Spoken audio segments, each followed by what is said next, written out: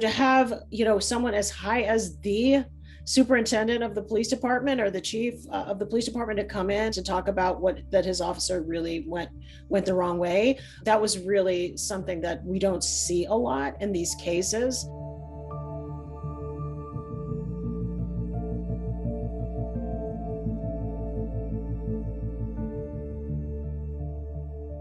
We've seen that happen in cases where there's even video evidence that to us as the viewer from the outside looks like the officer did something really, really wrong. And the case that most comes to mind is the Philando Castile case, right? He was charged and brought to trial and then was acquitted.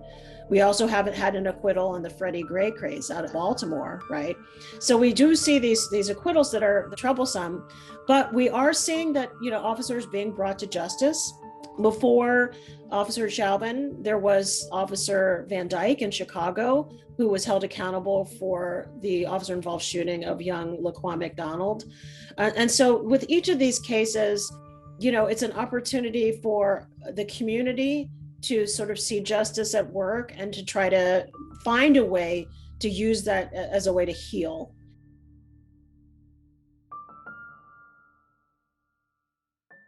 The officers didn't let me into the scene. I also offered, in my memory, I offered to walk them through it or told them, if he doesn't have a pulse, you need to start compressions, and that wasn't done either. At some point, did you make a 911 call? That is correct. I did call the police on the police. Right. And why did you do that? Because I believe I witnessed a murder. We heard those witnesses coming on early on in the trial, and they just really set the stage for, what was to come later. We hear in their own words what they saw and how they reacted and how they still are affected by what they witnessed that day, because it was so incredibly disturbing.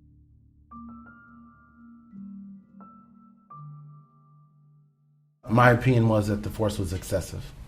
When Mr. Floyd was no longer responsive and even motionless, to continue to apply that level of force to a person proned out, handcuffed behind their back,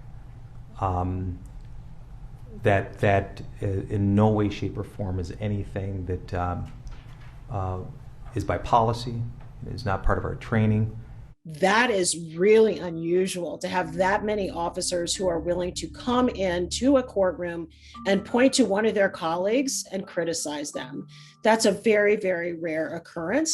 So to have, someone as high as the superintendent of the police department or the chief of the police department to come in to talk about that his officer really went the wrong way, that was really something that we don't see a lot in these cases.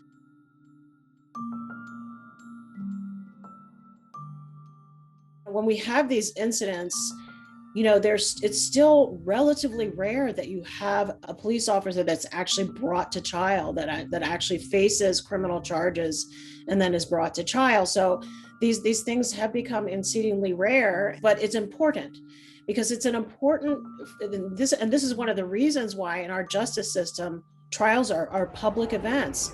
And it's because we want the public to have the opportunity to see justice at work, to see justice being meted out. When we talk about, police and use of force, is that one of the challenges is that when the legal question is not a black or white question, right? It's an analysis of the totality of the circumstances and whether or not what the officer did was reasonable under those circumstances. And so sometimes that, because of that sort of less, sort of black or white question issue, that it's easier for a defense attorney to kind of create reasonable doubt, because it's not like if the light was red, so then the answer is he's guilty, right? So it's a more complicated assessment than that. The criminal process is the most serious, right? We're going to throw someone in jail for what they've done, and so that's why we have the higher burden of proof beyond a reasonable doubt. And that's also one of the reasons why these cases are hard to get a conviction, because the standard of proof in our criminal justice system is a high burden to meet.